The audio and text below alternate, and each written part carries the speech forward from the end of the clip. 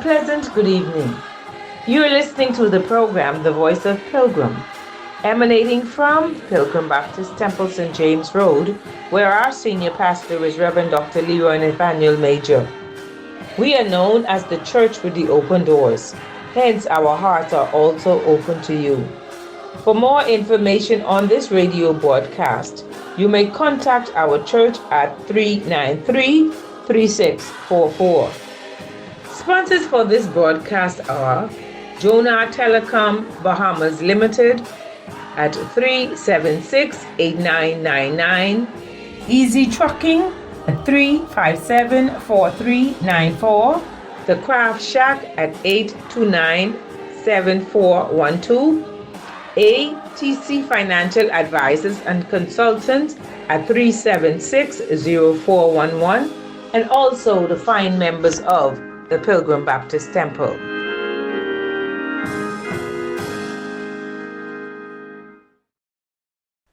Good evening. Welcome to the Voice of Pilgrim. I'm your host, Travis Hall. And I'm Minister Kennique Curtis. Tonight, our topic is Mothers in the Workplace. Our scripture text is Proverbs 31, 28 and 29, which reads, Her children rise up and call her blessed. Her husband also, and he praises her. Many women have done excellently, but you surpasses them all. Sunday coming will be celebrated as world-round as Mother's Day. In Isaiah 66 and 13, God compares himself of a mother. He says, As a mother comforts her child, so will I comfort you, and you will be comforted over Jerusalem. Mothers hold a very special place in our lives. And working mothers hold a very special place in our families. While mothers has always been workers prior to the 19th century, they mainly work inside or around the home.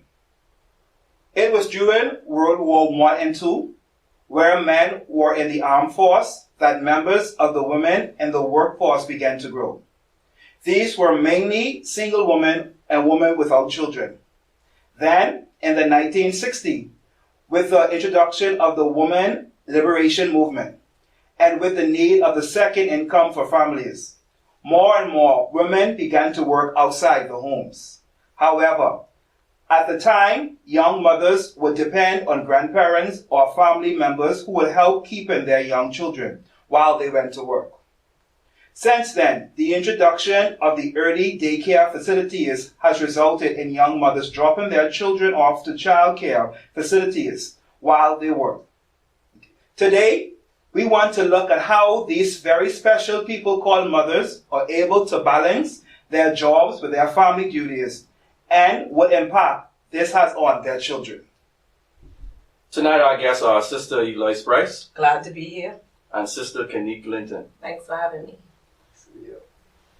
In the beginning was the Word, so let's begin. Sister Brice, you represent mothers from the previous generation. And you, Sister Glinton, you represent the current generation. This question is for the both of you. Were you working before you became a mother, or did you already have a child when you started working? I already had a child before I started working. After I had a child, then I got a job and started to work. So, yes. Well, for me, on the other hand, I was working part-time. And so, yeah. If you don't mind me asking, how old were you when you had your child? I was 17 years of age. Okay. Kennique, if you don't mind. I was 23. Okay. Okay. Sister Brice, what was your reason for joining the workforce after having a child? Because I had a son to take care of, a child, so I had to go out there and get a job to start working. Well, okay. Sister Brice, while you were working, who really took care of your child, or while you had to go to work? My mom, Okay. my sisters, Wow. and my dad. Wow. So Yes. the family's really there with you to help you as you deal with your Oh, child. yes, they were always there for me. Wow, that's good. Yes. That's good. Kennique, if you don't mind, while you said that you were working part-time before you had your child, and then afterwards, are you still working part-time or now you have a full-time job?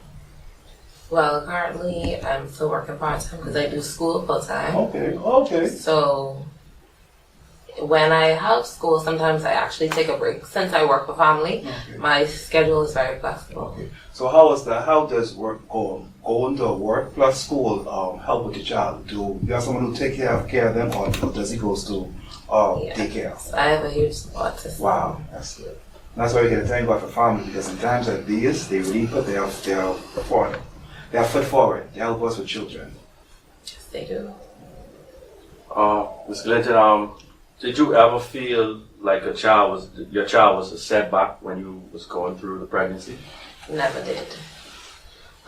Many others would have thought so, but as for me, I already knew that despite having a child, I would still accomplish my goals, because it takes you to be determined at the end of the day. So it isn't a matter of fact that, you ended up having a child at an unexpected time, but it's you still focusing on your goals and knowing that you have to achieve them in order to be successful to assist your child.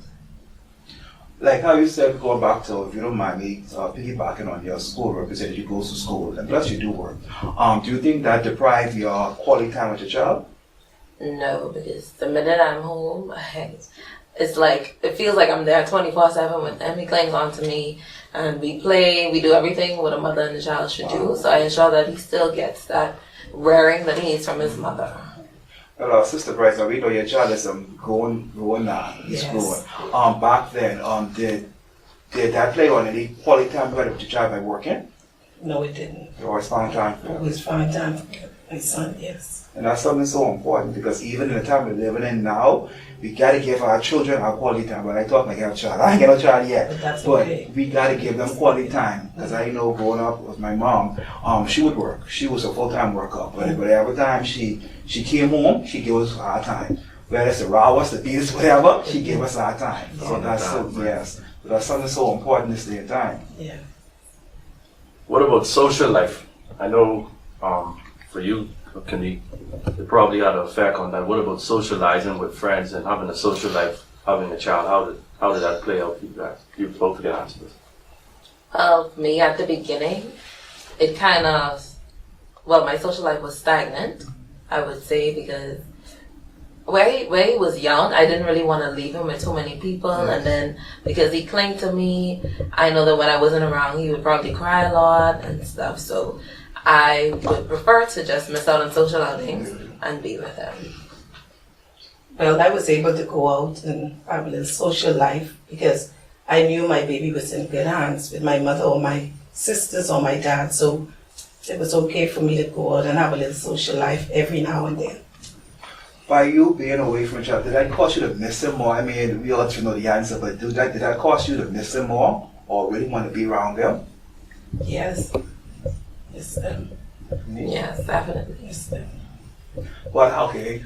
I know, but some mothers, when their maternity years are over, they tend to want to go back to work right away because they think about leaving a child there. But how does y'all work? How does y'all work around that? Or what drives you to know what? Say, you know what? Even though I love my child, I still could go. How do you guys work around that?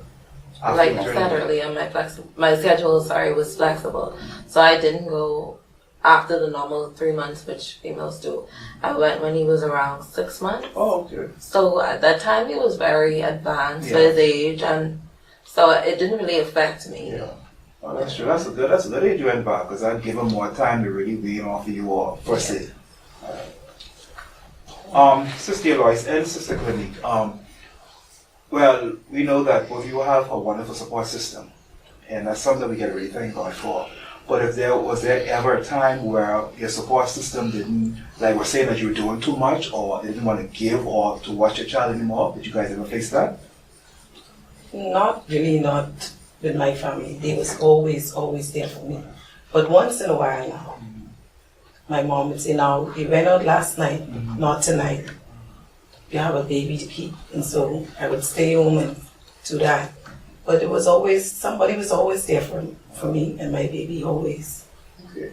Yeah. Sister Kennique? Similarly, I never had the issue, but my mommy would remind me every once in a while, like she said, you're a mother. So don't forget you have responsibilities. It wasn't that she was more or less tired, but she wanted to make sure that she held me accountable. Yeah. Wow, wow. Yeah. And that's something too, because it really will tell on the child when they grow up, because later down, because I'm talking from experience, I'll always say, regardless of what, my mother was there for me. So there, like you said, she would try to hold you accountable. So when the child get old, they will say, "Mommy was there. Yeah. Mommy make sure we were straight." Even though we had the support of our grandparents or our aunts and uncle, Mommy make sure it was our time. It was our time. So that's it. This could be for the both of you. What advice you can give to young mothers who about to have a child and they feel like they don't have a support system and they don't feel encouraged to go back in. They feel like they can't accomplish their goals, that their child is a setback. What can you tell them to keep them motivated that it's not that way? Well, I can tell them to trust in the Lord. That's the first thing. Because I have a best friend, she had a baby 2 months after me. Her support system was nowhere near mine. It was little to none. And so I watched her still accomplish her goals. She was the valedictorian of ours when we graduated from school. And so like I said earlier, it takes determination. She was determined, so at the end of the day, she's still accomplishing and she still has many, many aspirations that she decides that would be beneficial to her son and herself. Okay. Yeah. Sister Eloise, now we know, like you said before, your child is grown now. If you don't mind asking me, what age is he? He's 39. Wow, good age. What advice would you give to a young mother growing up a child in the society we're living in right now? I would say to a young mother growing up in this society right now, to be true to yourself. You understand? Put God first in everything you do. We all make mistakes, but we learn from our mistakes and we move on. So in everything you do, always remember to put God first. Yes. And you can always find somebody that you can confide in and let them know what is going on with you and with the pregnancy or with your baby. So, yes. Yeah. If we could go a little deeper, were there any, growing up your son, do you have any challenges with dealing with him or how to raise him? Or was it smooth sailing? Let me know it wasn't smooth sailing. It wasn't smooth, Yeah. no. I had some challenges, yes. But during those challenges, I had persons that I can go to, like my mom, my aunt, and I can talk to them and they would help me along the way. So, yeah. I had some. In the society we live in right now, where especially boys, children, I've been taught that you wedge boys, children with iron fists, because society we're living in right now, they so easily get lost in the world system. But I believe once you are there for your child, everything it will have rough times. But once you're there to read them the right way, or as biblical says, the way of the Lord, then everything will work out. Yes. Even if they depart, even if they forget it, they won't depart from it, because they will return back to it. That's why we got to make sure to teach our children the principle, the law of the word, of God's word. Because once we teach them that, they have to come back to God's word. They have to come back. Yeah, we have to remember that it takes a village to raise a child as well. So just like you said, your support systems, that could really help. And can I say, my child was born on the island in Lutra.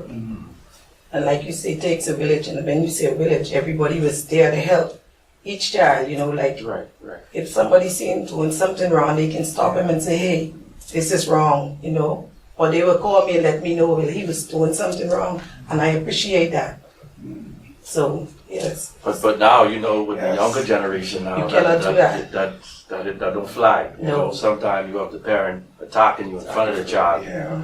So sometimes, I don't know. I believe in that being a young person. That is, it takes a village. But you have a lot of younger people right now. They will lash out if you say something to that child, or even think about disciplining that child. And I think it's a maturity thing, and I think they take the part of as they say, the older generation, how they discipline their kids as it was abuse, but it's not the right way, and I can't stand and agree with that, with being a younger person, but they say I'm a mother, so. But the thing about it is that even like growing up with you and I, we grew up in an era where if we did wrong, our parents chastised us. And if we would act in front of anybody, whoever tried to chastise us, if we go against them, they would beat us in front of them. Right. So Double. yeah, double. You get double. Because I remember one time, long time ago, I missed. Well, I say missed, but you know, as a young child, you think you do this. I missed the back talk my Grammy, and because my mother wasn't there. Well, my mother found out afterwards when my grandmother called her, and my Grammy beat me. When I got home, I got beaten again. Yeah. That's right. And then my mother said, whenever she think about it, she want to knock me out again because that's rude. So, but right now, as an old man, as a young old man, I feel it, it helps me. It benefits me because it helped me to be the man I am right now, a man who have manners. Yes. So as parents, parents need to realize we got to just chastise our children. You spare the rod, you spoil the child. Yes. So we got to let them know what is right from what is wrong. I mean, discipline doesn't even mean, like you say, beating. You know, you can find a way if you don't feel that that's the right way to deal with your child. But at the same time, I don't believe personally, mother and father, you should, even if you don't agree with an adult how they dealt with your child, you deal with that. Right? Yeah. Never let a child see No. that you correct adult in front of them because they're like vacuums, you know. Yes. Even if you go piggyback to what you said, back to like with couples, as married couples, if I'm chastising a child and you might feel that I'm doing it right, well, come see me in the bed or come see me while they're not there. Because if children see parents are fighting against each other, they say, well, mommy on my side. So whenever daddy come against me, I will tell you, take mommy. So we got to be careful how we really handle our children in front of each other. Yes. Okay, when I was in school growing up, the teacher asked me something. And I was like, sucked my teeth, and she asked me, what did you say? And I said it again, and and she didn't say anything. At 3 o'clock, she pulled a car there, asked me to say the grace to go home, and she said to get in the car. So I said, me, she said, yes, you. So I got in, and she took me home to my mom.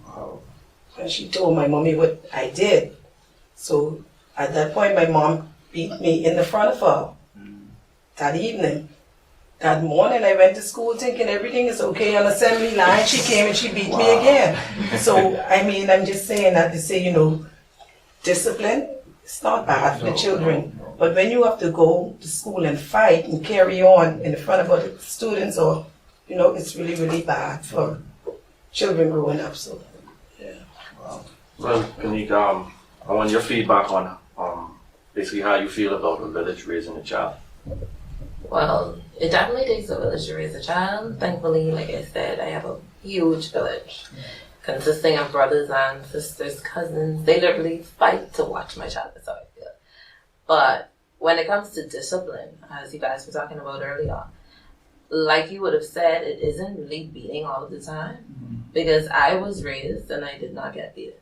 Wow. And I was one of the best children out of my parents, the best grandchild, the most successful grandchild, one of them. So at the end of the day, I really don't think it has anything to do with beating. Once you get that child to fully grasp what you are trying to tell them is wrong and what is right, then it makes it a lot easier for you to raise the child. For you, Kennique, let's say now one of your support system has disciplined your child, but you don't feel that they're doing the right thing or you don't like what they're doing. How would you approach that or how would you address that? Well, it depends on the depth of the situation. If I think you really took it to an extent that was unnecessary, then I would refrain from allowing my child to be around you because maybe you don't have the patience to deal with a child. However, if I think it is justifiable, then I would have no issue. I would just tell you, well, thank you, I have no issue with you doing it. But also let me know so I can explain it further as the mother of the child. All right, that's good. I like that answer. Love that. There's a line of communication as well, being a support system. It really is. Because sometimes we like to be our children's best friend. So we separate. We don't know how to do that. So we feel if the child come tell me something, say my auntie do this to me or my Grammy do this to me, the first thing we won't go row, but don't find out what your child do. What your child do. Yes. And that's where it is not being as a parent. And I can say so much now, I know father, one day, I gotta speak it by. But growing up in the household that I did, if I did something wrong and one of my aunts or my grandparents did beat me, trust me, I will get beaten first. Then I'll ask to explain myself. My mother don't play that. She believes is that if she gives us an inch, we'll take a mile. All right, this question is for the both of you. As a mother, going out to work every day, coming home to provide and cook, do other things that a mother does for their child, and making that sacrifice. Why did you make that sacrifice? Okay, well, for me, in Proverbs chapter 31, King Lemuel would have given the prophecy of his mother. In verse 27, it says that a woman looks after the affairs of the household. She does not eat of idle bread. Wow. So I don't think that because you're a woman, you should be lazy. You know, some females believe that, oh, a housewife is this luxury life. That was never a goal for me. At the end of the day, I would love to, but I also want to have my own. I want to earn my own income because I want to establish my own things for my child. Both parents should leave inheritance for their children. It shouldn't only be the father being the breadwinner, but the mother assisting, and that will also take away frustrations from your relationship, your marriage, etc. Right. I made the sacrifice for my son because I want him to have the best of this life. Things that I wasn't unable to have growing up, I wanted him to have it. And being a single parent at age 17, it was really, really hard. So I went out there, I found a job, and I work hard to let him know that it's no harm in working hard. You can do whatever you want to do and achieve whatever you want to achieve in this life. So that's the reason why I went out there and made the sacrifice for my son to work. That's good. As we wrap up, Sister Glinton, are there any final words you'd like to say to the mothers of that are watching? I just want to say, despite the negativity of being a young mother who is not married or who, I guess, live apart from the father, don't mind the talks, I would say. Motherhood is the greatest experience any woman can have.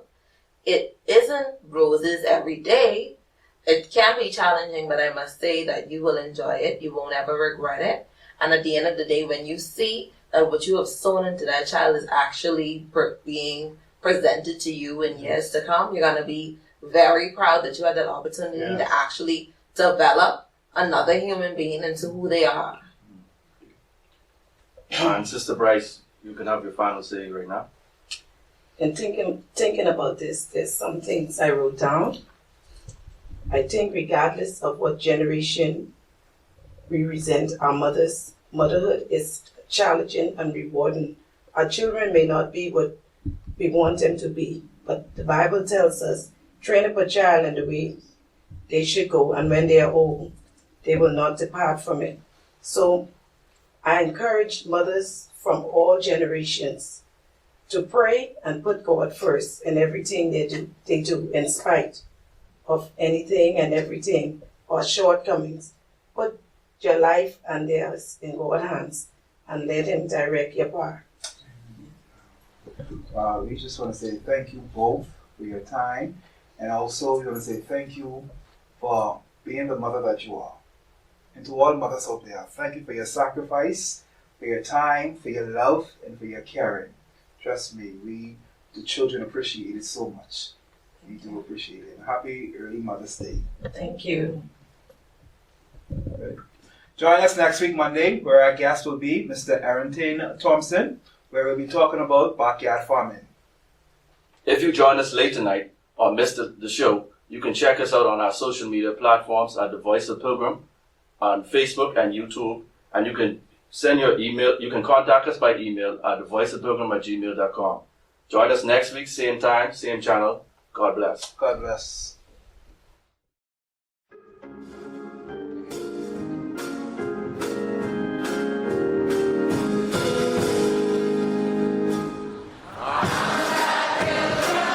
Thank you for listening to the program The Voice of Pilgrim, which was brought to you by Jonah Telecom Bahamas Limited, 376-8999.